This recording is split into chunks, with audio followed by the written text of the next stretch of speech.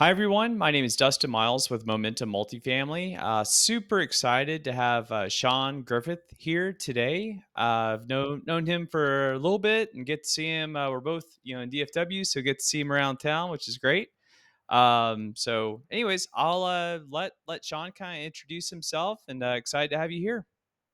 Yeah, thanks for having me on, Dustin. I'm really excited about this. I mean, you know me. We've run into each other numerous times in the Metroplex, and I love nothing better than to talk about real estate with people. I'm very passionate about educating investors because it never ceases to amaze me how many people don't know uh, a lot of the options that they have to invest outside of Wall Street. So, just a quick little bit about me. My wife and I started investing passively about, I don't know, a dozen or so years ago. Hmm. And our first deal absolutely spoiled us rotten. It was like we got like 3.5 times our capital back. It cash flowed between 12 and 14% like a machine. Wow. I'm still looking for another deal that good. Haven't found one yet. Yeah, got it. Okay. I know you said you've been investing as an LP about 12 years. Yep. When did you start getting involved on the GP side? That's a great question. In November of 21, my wife and I were sitting around the kitchen table talking about finances and what retirement was going to look like. And we Mhm. came to the realization that the bill of goods that we'd been sold by Wall Street and corporate America wasn't quite all it was cracked up to be. I mean, don't get me wrong. We had money in a 401k and we'd have had an okay retirement, Yeah. but we'd have to cut back on our standard of living. We'd have to cut back on what we give to our church and charities, and we'd have to cut back on our travel. And we didn't want to cut back on anything. Actually wanted to step everything up a notch going into retirement. So we asked the obvious question: how can we do that? Yeah. And we looked at several different options. And for us, the answer was syndicating real estate. So we found a coach and mentor, and not very long after that, March of 22, and dove in head first and haven't looked back. Matter of Cool. fact, we're closing on our fifth property this Friday. Oh, wow. Okay. February 16th. Yeah. Well, great job. That's awesome. There's no easy deals right now. So good for you. So I know you're in DFW, but yeah, kind of where are you located? Yeah, where do you like to invest, and what cities have you invested in as a GP? So we're located up in Denton, up in the UNT TWU territory. Hmm. We invest in the mid cities, Hurst, Euless, Bedford primarily, but we also do like Arlington, Grand Prairie, some of the surrounding cities. That's where our main focus is. We like that area because it's not in downtown Dallas or Fort Worth, Hmm. but you get all of the halo effect from all the growth. It's next to literally dozens, if not hundreds, of great employers. Um, we just love that area. That's where we focus mostly on our GP deals. Awesome. Okay. As you know, 'cause you guys been in this game a long time. There's a lot of different roles, and on the GP side, you could be asset manager. I feel like everybody's Mhm. probably raising capital, but or participates in that part. But some people like spreadsheets, and they want to Yep. analyze deals and things like that. Where do you kind of sit on the team, or what do you like to do? So my role on the team is a lot of like what I did when I was in corporate America. People come to me with questions and problems, and very rarely would I ever have the answer, but Hmm. I always knew who to send them to. So I'm a connector. Okay. As far as the GP team goes, my primary role is investor relations. I run our cash flow portal. Um, I handle all of the you know, like the newsletters and things like that go out.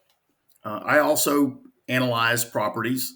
I'm not the best at it. My partner Gabe Kraft is an amazing genius at analyzing properties, but he always likes a second opinion.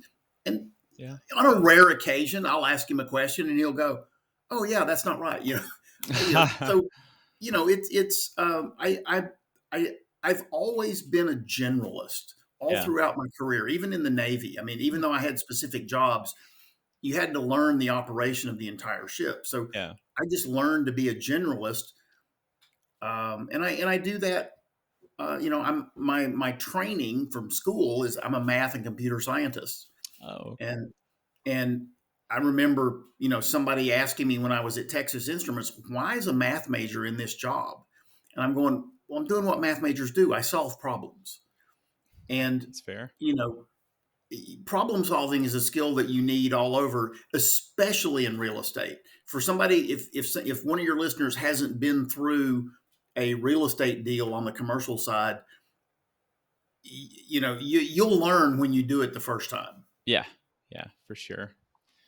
Well, cool. I know, we kind of run in this, similar circles and all that. So, and I know, at least on our end, we're always trying to set ourselves apart.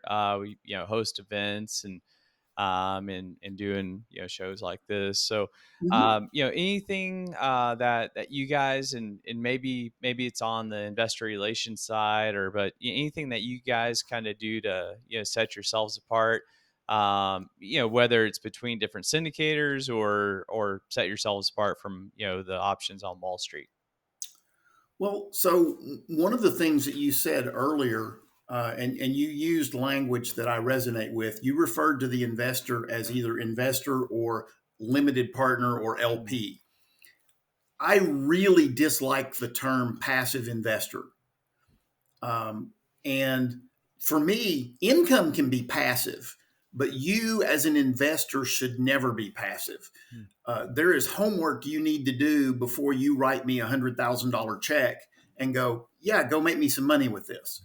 Now, I love it when people write me checks or wires or ACHs or whatever, but I really like to know that the investor understands the potential risks and downsides as well as the potential upside, because as we all know, things can go sideways in a real estate deal. Yep. The Yep. big thing is the team in place.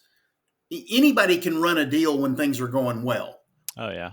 It's when things start going sideways, can you think creatively enough and solve the problem in a way that it doesn't cost you all of your reserve money? Yep. Yep. Yep.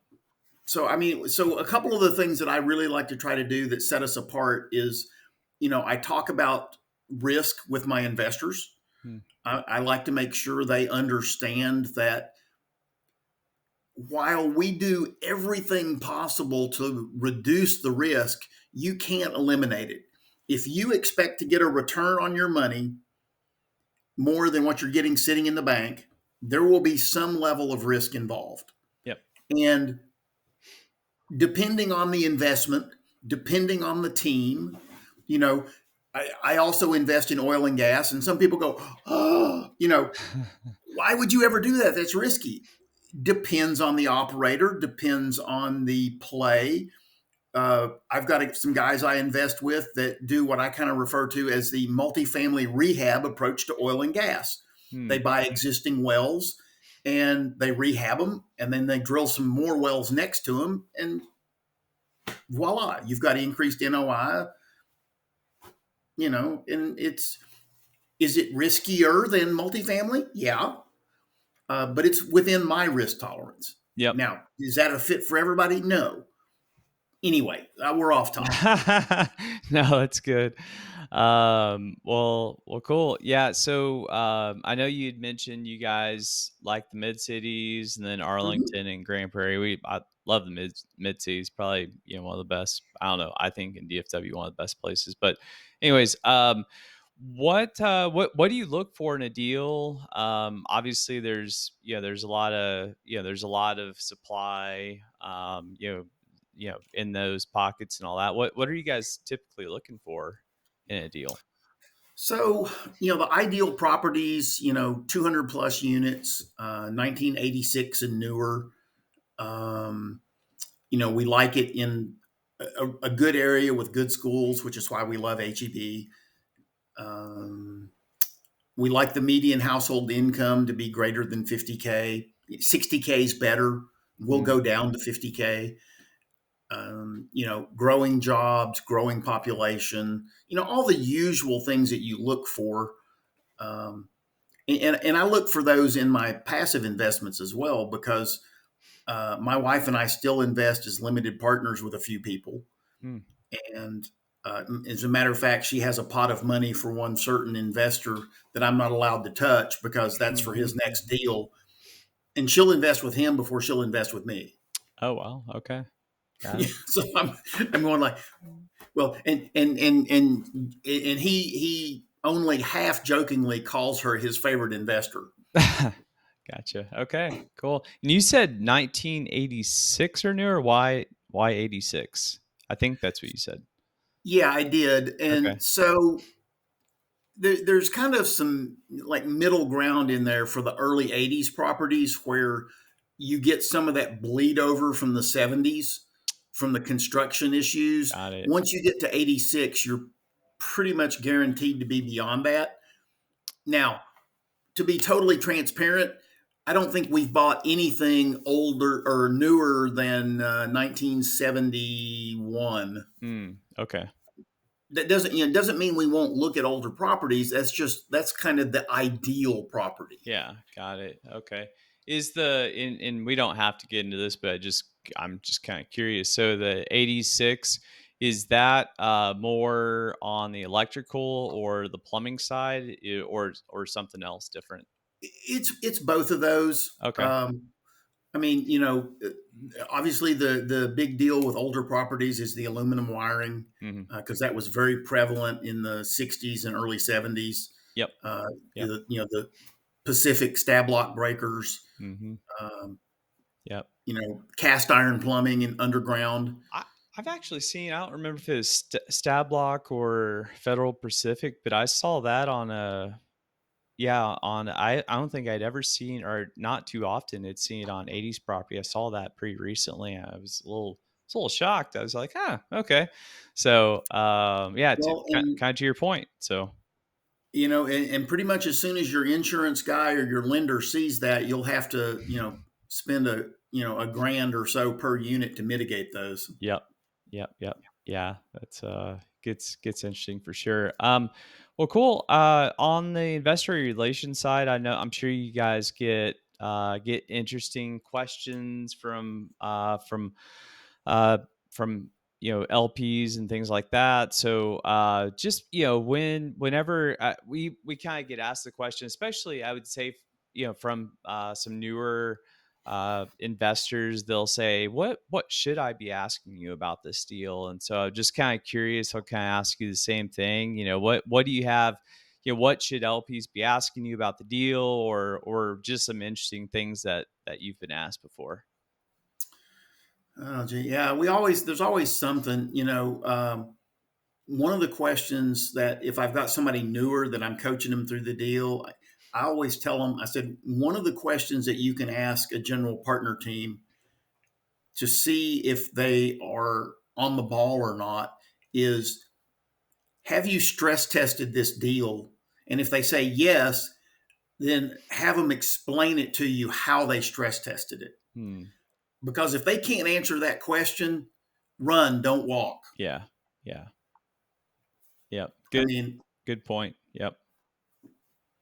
but that's a pretty common one. And again, like I say, I try to coach my investors or educate them, um, not to be, annoying to other general partners, but I'm going, Yeah. look, because I had somebody go, well, isn't that kind of nosy or Yeah. prying or hostile if I ask all these questions? I go, stop and think for a minute. Who's writing the check here?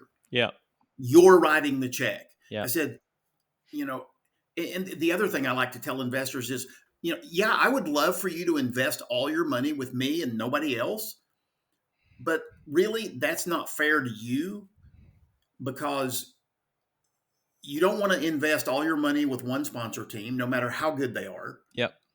You don't want to invest all your money in one location, no matter how great it is. You want to Mhm. spread it around a little bit, because that's what insurance companies do. They spread their risk geographically. Yep. They spread their risk with different, partner groups, and it's really.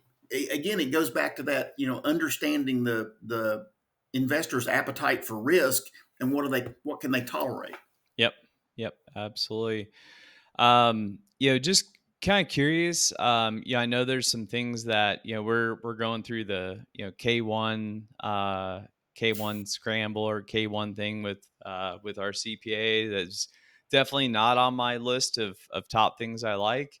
It's just Me it's either. just part of it. I do like the benefits that come from that, obviously, but Mhm. that I do really enjoy kind of chasing deals and some other things. But yeah, kind of curious, what do you like most about multifamily, and what do you maybe not like quite as much? Well, I mean, you kind of hit it. There's a lot of the, like the reporting paperwork and all that Hmm. has to get done on the front end. Investors never see all of the legal work and prep Yeah. work that has to go into getting the contract and everything together and approved. They don't see all of the SEC reporting that has to go on, with the blue sky law reporting and all of that. I handle all of that through our investor portal typically.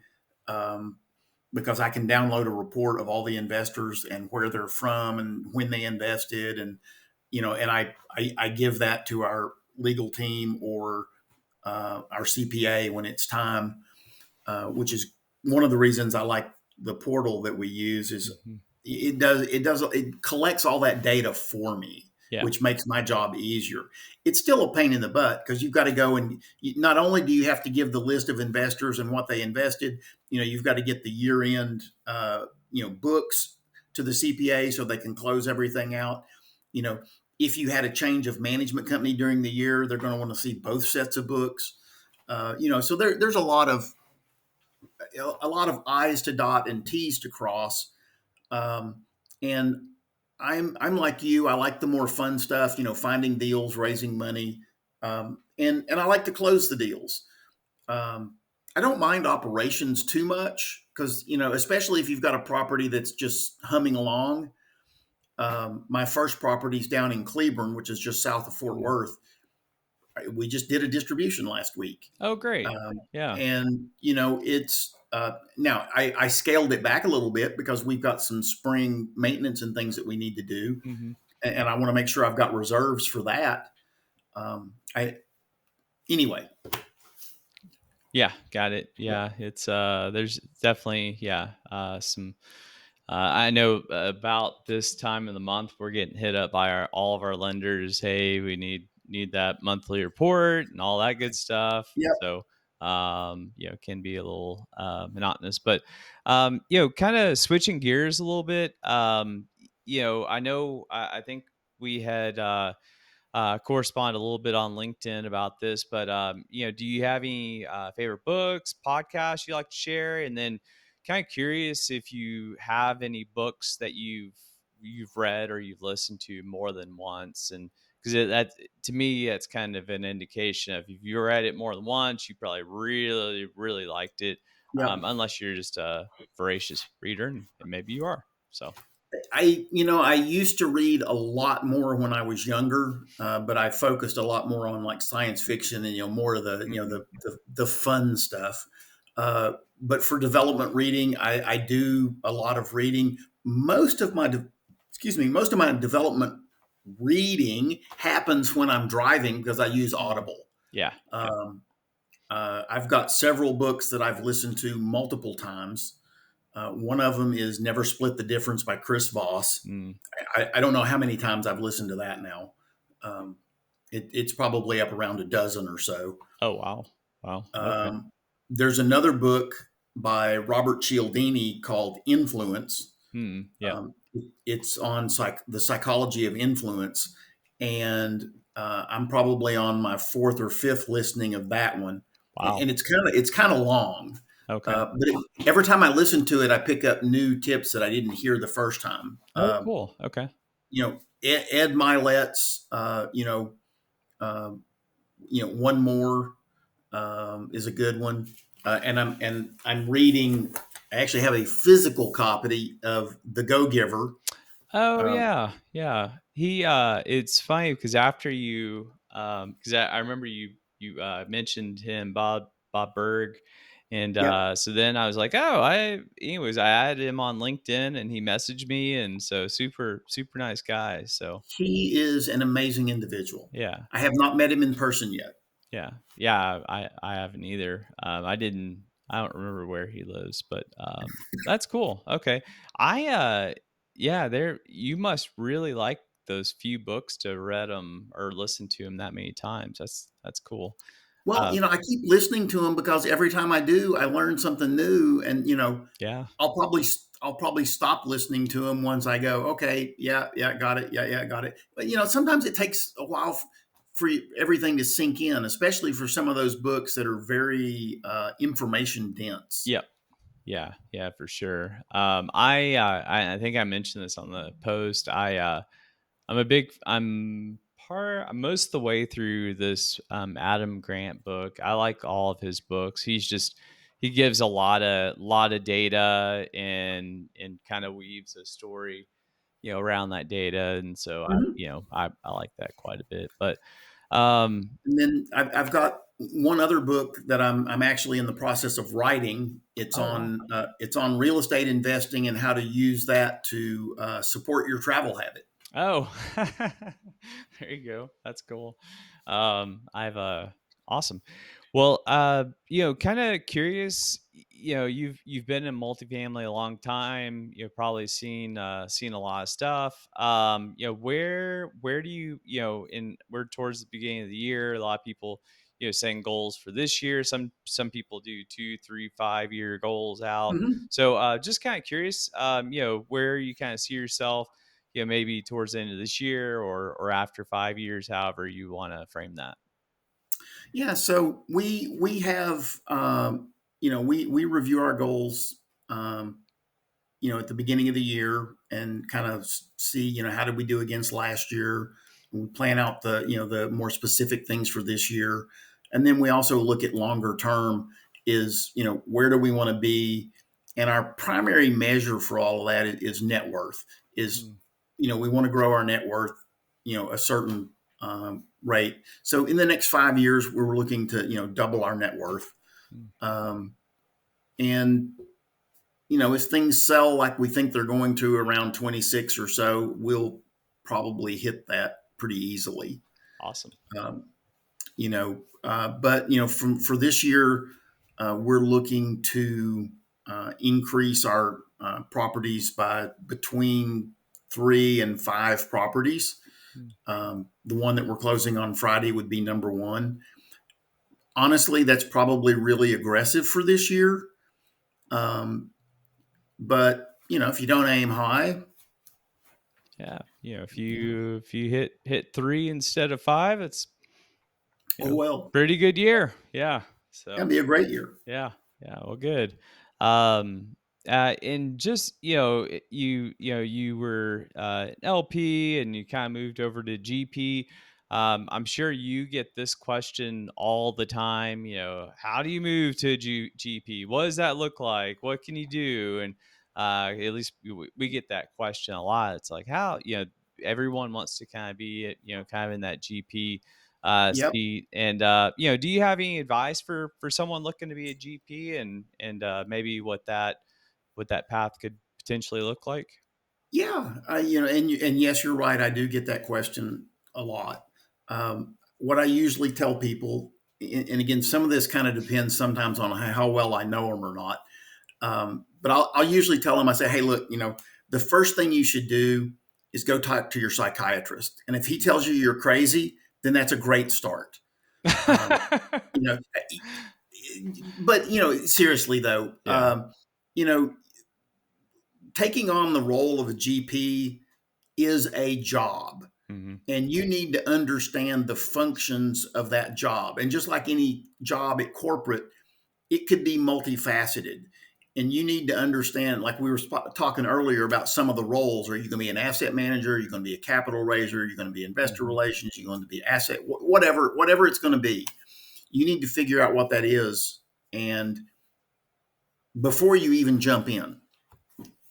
And then I strongly encourage you to get a coach or a mentor. You don't have to go out and spend, tens or hundreds of thousands of dollars on a coach or mentor. You can if you want to. And if you've got that kind of money to throw around, great. Come talk to me. I can help you invest some of it.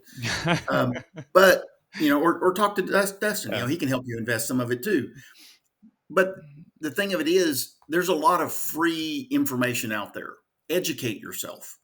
And if you do decide to get a coach or mentor, all the good ones have some free or inexpensive material that you can look at and go, does this person click with me? Yep. Like my mentor, you know, we like him. He's done really good by us, but he doesn't click with everybody, and which is fine. Everybody's different. You have to find what works for you. But I will tell you, and yes, I'm talking to you, Mr. Listener, Mrs. Listener, right now. No matter how much you learn, no matter how many books you read, no matter how many programs you attend or listen to, if you don't take action, if you're not prepared to commit to take action on it, you're just throwing your money away. Yep. And I say that with not to discourage you, because this path has been very good to us. But if you don't take action, none of the knowledge matters. Yep. Yeah, 100%. That was one thing that was, my background's engineering, and that was, analysis paralysis. It's a Hmm. real thing, and you can, at the end of the day, because we've had some investors, some people tons and tons of questions, which we're fine with. We're happy to help. We want people to be super super comfortable, Yeah. and we've told a few people, like, honestly, we told them, we're like, look, you seem like a nice guy. I don't feel like you're comfortable here. I would just, like, feel free to ask whatever questions you want, but, like, come check us out in the next deal. Maybe you get a Yeah. little more comfortable. So, it, like, it's a long term relationship. I don't know if it's, hesitant to always, like, call it a marriage, but it's definitely a long term. It's at least probably 3 years, but could be, Oh yeah. 5, could be 10. Three to seven. Yeah, yeah. So anyways, but yeah, anyways, kind of going off on tangent there, but so Easy to do. There's a lot of tangents. yeah, yeah, for sure. So, but I can definitely relate to the, but at some point you just gotta pull the trigger or not, or walk away, whatever. So, but yeah. Yeah. And I think at some point it comes down to, you'll never be 100% comfortable. Right. You have to Yeah. find out. And this is why I talk to people about their risk tolerance. That risk tolerance is also a metaphor for, are you comfortable enough Hmm. with what you know about the deal, what you know about the team, and what you know about your own finances, to take X chunk of money and put it into this deal where it's going to be illiquid for 3 to 7 years, and you might get a trickle of cash flow out of it. Yep. Um, and you've got to be, yeah, I'm okay with that, and at some point it does come down to a little bit of faith. Hmm. But I Yeah. think you can get to that point doing your homework, doing your own due diligence, which is why I don't, like I said earlier, I don't like that term passive investor, because as a limited partner, the focus on the word partner, you need to do your homework just like you would expect somebody else to do their homework if you were partnering on a deal. Yep. Yep. Absolutely. That's why, a lot of people, I don't even look at a deal unless, because I get pitched probably like you do all the time. And I'm like, I don't even know who you are. Where do you live? I'm like, I Yeah, invest with people, you have to know them, and like I and got hit up trust. on LinkedIn to invest in like an Argentine beef farm or something. And I'm going, Yeah. one, your profile doesn't have a picture, Yeah. Yeah. Right. Yeah. and, Seems and legit. two, I have no idea who you are, and no, I don't invest out of the U.S. at the moment. Yeah. Got it. Um, Crazy stuff. Crazy yeah, stuff. yeah. Well, cool. Yeah, really appreciate everything and appreciate your time here. I'm glad we could connect. How do people get a hold of you? Do you have a website, email, whatever the best way for people to get a hold of you? Yeah. So yeah, go for it. Yeah, no, that's great. Appreciate you asking. The best way is to go to my website and, you can schedule a conversation. It's twtmultifamily.com/book dash a dash call. Perfect. If you just go to twtmultifamily.com, you'll see a book a call button on there somewhere Okay. or schedule a chat. Awesome. Okay. Well, yeah, really appreciate everything. I'm sure I'll see you at a meetup or something around I'm DFW sure before we'll too run into long. each So, other somewhere because I'm always out and about. yep, same. So, all right. Well, yeah, appreciate everything, Sean. Thank you. Yeah, Have a good appreciate it. day. Bye.